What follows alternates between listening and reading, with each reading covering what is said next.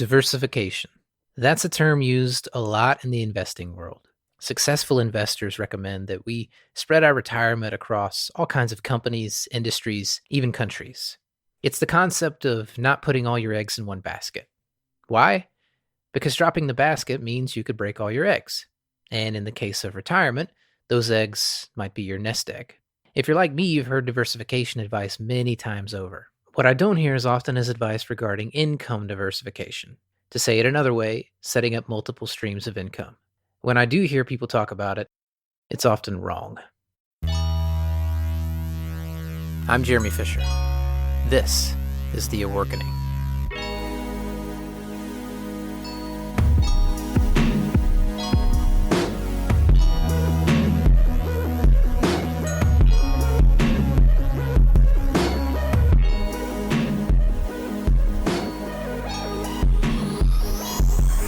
If you do a Google search for the term multiple streams of income, you'll be dipping your toe into choppy waters. It's very likely to lead you to scam websites and articles that promise the secret strategy to multiple streams of income. I'll save you the trouble. There is no secret. There's pretty much only 7 sources you and I can earn an income from. Most of these sources are very closely related, and some folks even group them together. But in general, if you and I earn an income, it'll be from one of these 7 places.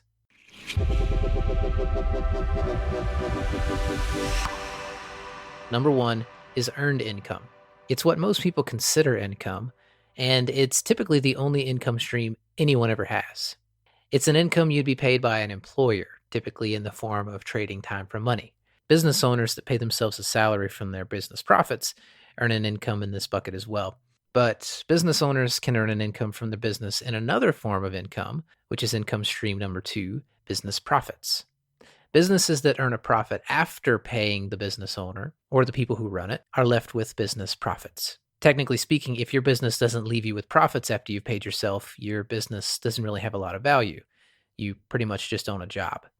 The third income stream typically involves real estate. It's called rental income. This isn't achieved by people who own real estate and rent it out unless the rent they receive actually outweighs their cost of ownership, usually a mortgage and common expenses that go into owning it. You've probably also seen late night commercials that promise to show people how to earn a rental income with real estate using no money down and other people's money. These folks show you how to negotiate contracts with investors and even people that are selling their house that involve borrowing the money needed to buy the home with very risky terms. Just as an FYI, that method leads to the highest number of rental business bankruptcies. That being said, rental properties, especially in the world of Airbnb and Vrbo, continue to be a growing income stream that people do when they do it right. The nice thing about assets like real estate is not only can they provide an income when they're cash flowing, they can also increase in value just by owning them. This is the 4th type of income stream, capital gains. Assets like real estate, land, even businesses can all provide capital gains as an income stream.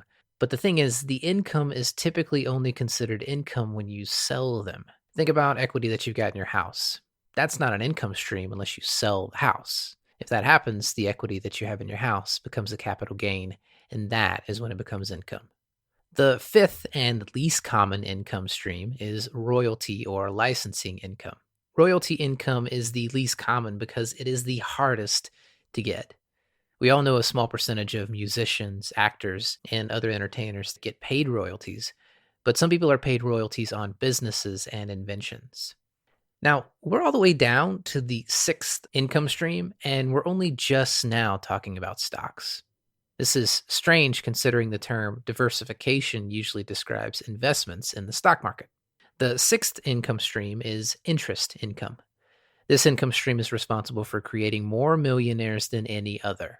It's more powerful than earned income, owning a business, even rental income. Don't get me wrong, having all of those things provides you the income you would need to invest in something that would provide you interest income. But interest income is really the key to long-term wealth building because it keeps making money day after day. The more time you've got, the more interest your money earns. By the way, I have to take a quick tangent here and rant for a second on why banks, who earn most of their profits from interest income, are actually legal Ponzi schemes.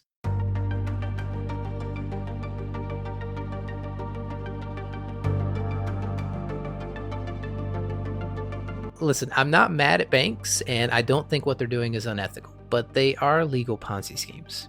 And here's why.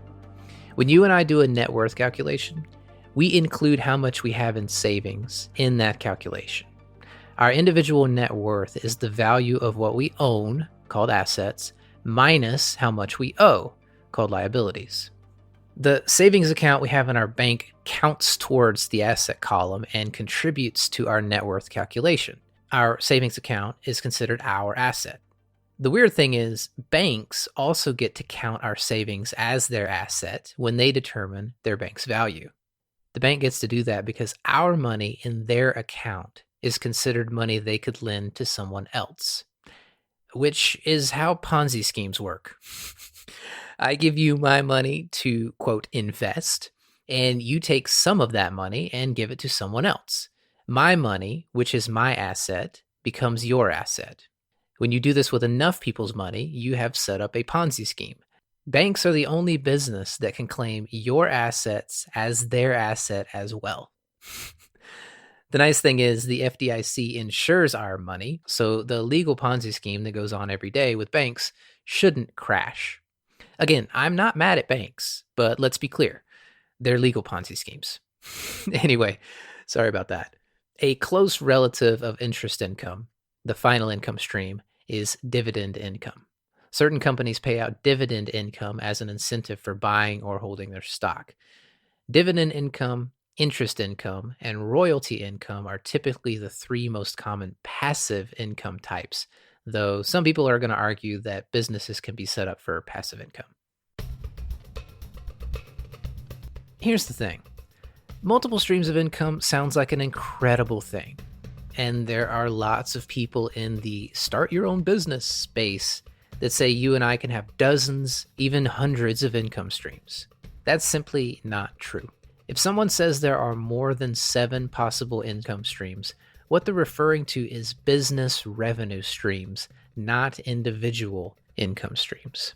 A business could earn revenue from book sales, live events, advertising, physical products, whatever. But all of that only equates to 2 income streams for the business owner: earned income or business profits.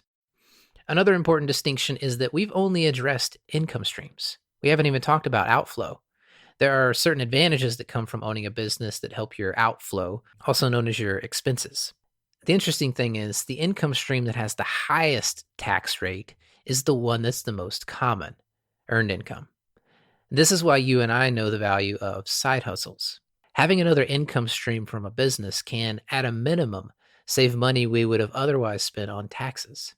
I know someone who enjoys his day job, but set up an LLC just for his fishing hobby. He buys fishing equipment, reviews it on YouTube, makes a little bit of income from the ads, and writes off his fishing equipment purchases as business expenses. His state allows him to do that, as well as claim square footage on his house as a home office, gas he uses driving to the lake to demo his equipment, all kinds of other expenses that go into being a fisherman. He gets those tax advantages just from having one more stream of income, which, sure, gives him a small income stream, but it really lowers his individual expense ratio.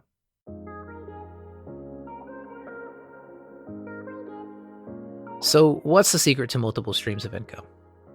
There is no secret.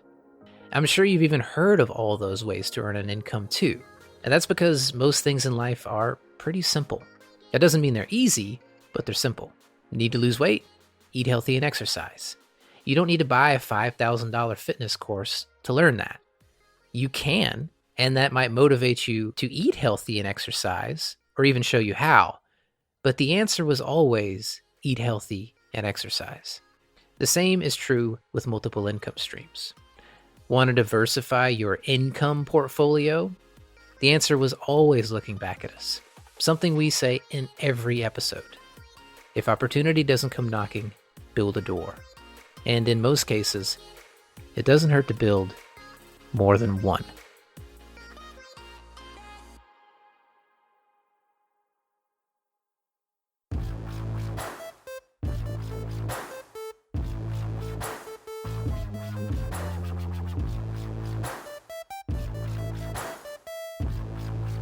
That's it for today's show. If you want to learn more about business revenue models, you can visit theawakening.com. If opportunity doesn't come knocking, let's build a door.